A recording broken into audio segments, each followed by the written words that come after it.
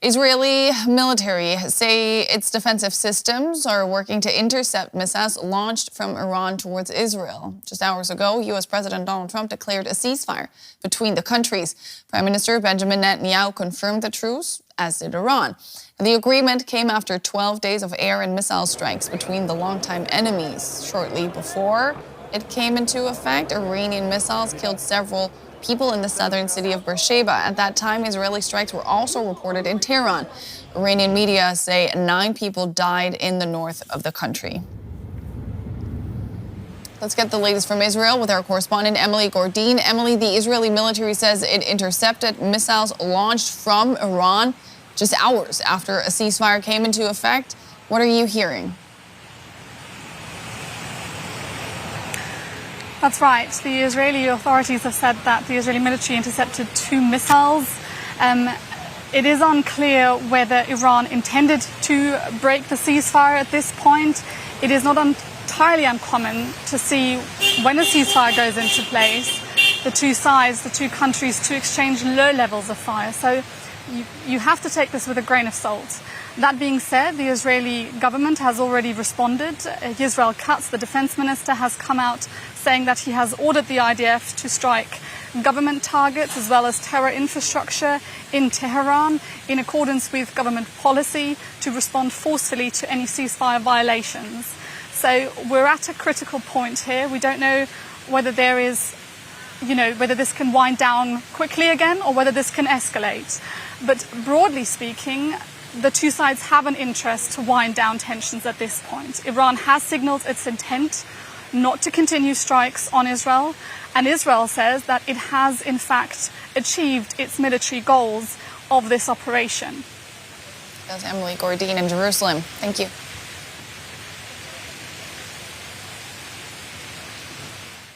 Well, Donald Trump's ceasefire announcement came just hours after Qatar said it had successfully intercepted a barrage of Iranian missiles fired on a U.S. military base there.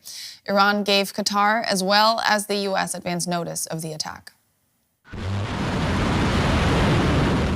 Iran responded less than 2 days after U.S. strikes on its nuclear sites.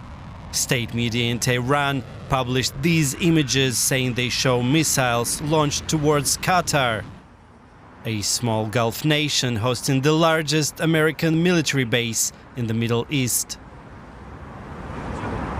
I saw the first missile and I was like, oh my gosh, no, it's really also starting here. And then the second came, the third, the fourth, and then the rockets from the military base came and destroyed the rockets, or at least for some I have seen it. And it gave me some goosebumps, definitely. Qatar says it intercepted all but one of the missiles launched by Iran, adding that the attack caused no injuries or deaths. This attack represents a blatant violation of the sovereignty of the country of Qatar. It runs contrary to the principles of good neighbourliness and represents an aggression on international legitimacy and international law. The US entered the war between Israel and Iran over the weekend by attacking 3 of Iran's nuclear sites, including dropping so-called bunker buster bombs on the Fordo nuclear facility located deep inside a mountain.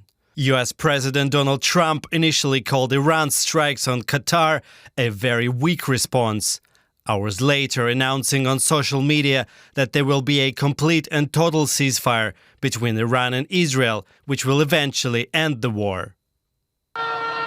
Iran had warned about its attack on Qatar in advance, performing what many see as a face-saving gesture for its population. Journalist Karim El-Gawhary is in Cairo, and I asked him what reactions in the region had been to the ceasefire announcement.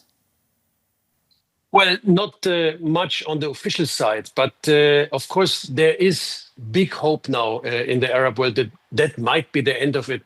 Mind you, that there was a big fear that this will really go and come over to the Arab world, as we have seen yesterday with the attacks on Qatar. But of course, there's a lot of skepticism.